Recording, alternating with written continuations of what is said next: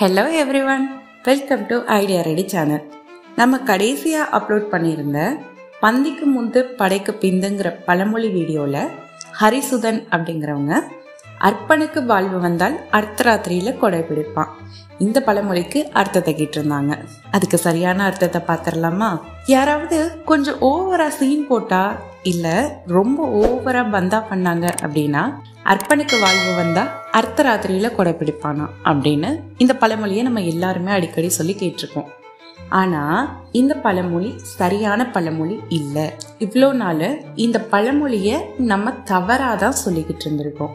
அப்போ சரியான பழமொழி என்ன அப்படின்னு பார்த்தீங்கன்னா, அர்ப்பணித்து வாழ்ந்து வந்தால் அர்த்தராத்திரியிலும் கொடை கொடுப்பான் அப்படிங்கிறது தான் சரியான பழமொழி.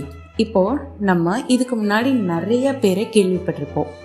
பாரி வள்ளல் அப்படின்னு சொல்லுவாங்க.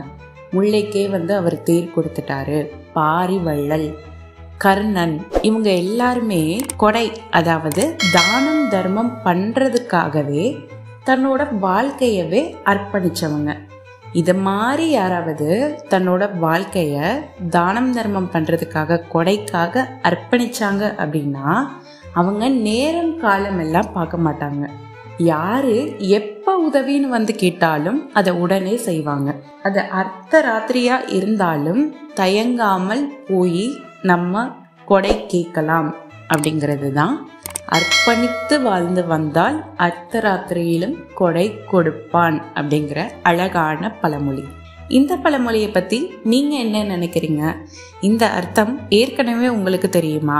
இல்ல நீங்க அடிக்கடி கேட்கிற பழமொழி இதுக்கு என்னதாண்டா அர்த்தமா இருக்கும் அப்படின்னு ஏதாவது பழமொழி இருந்ததுன்னா மறக்காம கமெண்ட்ல சொல்லுங்க. நான் கண்டிப்பா அந்த பழமொழிக்கும் விளக்கம் சொல்லுவேன். இதே மாதிரி தொடர்ந்து பழமொழிகளுக்கு சரியான அர்த்தத்தை தெரிஞ்சுக்கிறதுக்கு மறக்காம ஐடியா ரெடி சேனலை சப்ஸ்கிரைப் பண்ணுங்க.